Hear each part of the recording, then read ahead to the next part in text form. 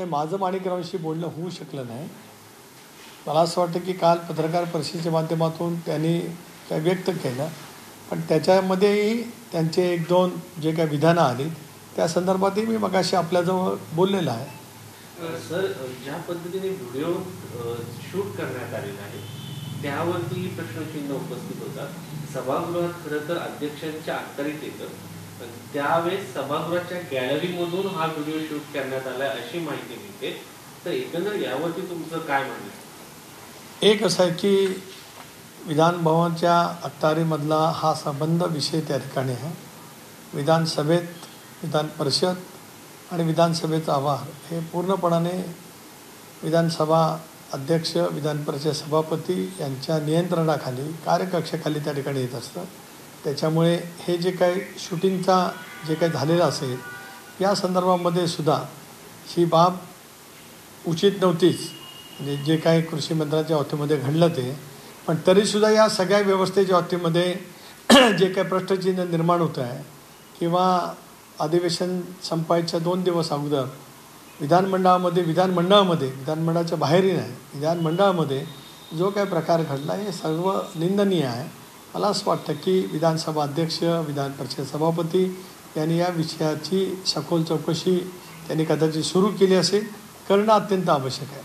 तुम्ही त्या सभागृहाचे सदस्य राहिला, मंत्री राहिला, एक उज्ज्वल परंपरा महाराष्ट्र विधिमंडळाला आहे. तिथेच एकमेकांच्या मारामाऱ्या होतात, तिथंच अशा पद्धतीने मंत्री आता रमी खेळतात.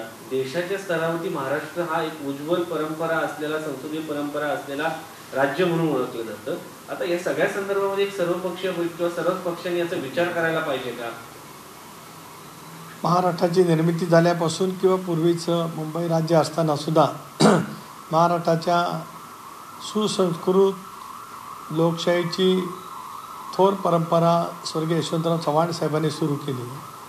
त्याच्यामुळेच विरोधकांशी असलेले सौहार्दाचे संबंध, विधिमंडळाच्या कामकाजामध्ये अनेक वेळेला प्रखर टीका झाली, पण ती प्रखर टीका शाब्दिक होती. अलीकडच्या कालावधीमध्ये ज्या पद्धतीने वक्तव्य होत्या त्यापेक्षा कितीतरी वेगळ्या दर्जाची त्या ठिकाणी होती. अलीकडे जे काय घडलं आहे ते अत्यंत क्लेशकारक आहे. कारण मी 20 वर्ष विधानसभेमध्ये होतो, 5 वर्ष विधान परिषदेमध्ये होतो, 15 वर्ष राज्याचा मंत्री म्हणून त्या ठिकाणी काम केलं आहे. त्यामुळे परवा अलीकडच्या कालावधीमध्ये विधानभवनामध्ये घडलेल्या घटना या अत्यंत क्लेशकारक आहेत आणि महाराष्ट्राच्या सुसंस्कृत महाराष्ट्राच्या विधानमंडळाच्या चर्चेच्या आणि एकंदरीत ज्या परंपरा आहेत त्याला निश्चितच गालबोट लागणाऱ्या आहेत. सर्वपक्षीय नेत्यांनी आणि विशेष करून विधानसभा अध्यक्ष, विधान परिषद सभापती आणि राज्याचे मुख्यमंत्री दोन्ही नेते, विधिमंडळ पक्षाचे आदरणीय दादा असतील, आदरणीय एकनाथराव शिंदे असतील, ज्यांच्या नेतृत्वाखाली सरकार चालू आहे ते देवेंद्रजी असतील, त्यांनी त्या संदर्भामध्ये स्पष्टपणाची भूमिका देवेंद्रजींनी सभागृहामध्ये त्या ठिकाणी मांडलेली आहे. पण या संदर्भामध्ये काही साधन सूचिता करण्याची आवश्यकता नक्कीच त्या ठिकाणी आहे. मंत्री आहेत आज कोकण जिल्हे अजित पवारांना भेटणार आहेत, तर काय यावर इथे वारंवार राजीनाम्याची मागणी केली जाते किंवा पक्षनेतृत्वाला ते पहिल्यांदाच भेटतात, काही कारवाई केली जाणार आहे का? नाही, मला माहीत नाही ना. मी म्हटलं कदाचित आज त्यांची भेट होऊ शकते. आज दादा मुंबईमध्ये असतील, मी तर दिल्लीमध्ये लोकसभेचं अधिवेशनला या ठिकाणी आलेलो आहे. त्यांची भेट झाल्याच्या नंतर तर कदाचित माझं दादांचं बोलणं झालं तर मला तपशील कळेल. पत्रकार परिषदमध्ये जी मारहाण झाली त्यात मनोज जरांगे हे सांगतायत की तुम्ही कुठे ना कुठे त्यात समाविष्ट होते, तुम्ही हल्ल्यामागचा अक्का हे सुनील तटकरेच आहे आणि त्यांच्यावरही कारवाई करावी, मकोका अंतर्गत कारवाई करावी असं मनोज जरांगे बोलले.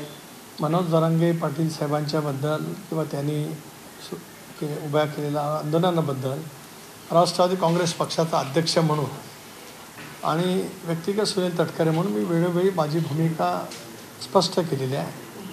माझ्या 41 वर्षाच्या सार्वजनिक जीवनामध्ये माझं सामाजिकदृष्ट्या असलेली भूमिका माझ्या मतदारसंघाने नव्हे, रायगड जिल्ह्याने, कोकणाने आणि उभ्या महाराष्ट्राने पाहिलेली आहे. तर मी नेमकं काय आहे हे सर्वांना माहिती आहे. माझ्या राजकीय जीवनामध्ये एक साधीशी इंचीसुद्धा माझ्या विरोधामध्ये नाही.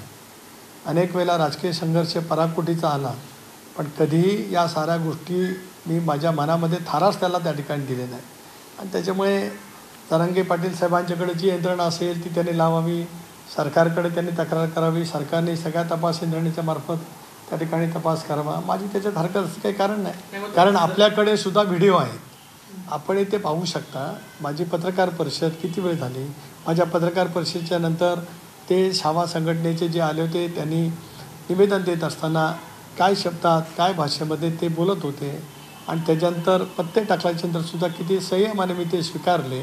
उभं राहून मी त्यांचं निवेदन स्वीकारलं, त्यांचे मी आभार मानले. जे घडलं ते खाली का घडलं त्याच्यावरही मला काय भाष्य करायचं नाही, आणि त्याच्यामुळे जरांगे पाटलांना जे काय वाटतं ते त्यांनी जरूर कुठेही बोलावं. मी काय आहे हे अख्ख्या महाराष्ट्राला माहिती आहे. सरकारने या बाबतीची पूर्णपणे चौकशी करावी, त्याच्यामुळे कळेल पूर्वनियोजित होतं, नियोजित होतं का अचानक आलेल्या शेतकऱ्यांच्या बद्दलच्या ज्या काय भावना, संतप्तपणाच्या भावना झालेल्या होत्या त्याच्याबद्दलचं होतं. मी काय भाष्य करू शकतो. राष्ट्रवादी हा एक विचाराने जाणारा पक्ष आहे, शाहू फुले आंबेडकरांचा विचाराचा पक्ष आहे, सरकार तुमचं आहे, कायदा सुव्यवस्थेची जबाबदारी तुमची आहे, तरी तुमच्या कार्यकर्त्यांचा संयम तुटतो, म्हणजे काय झालं होतं?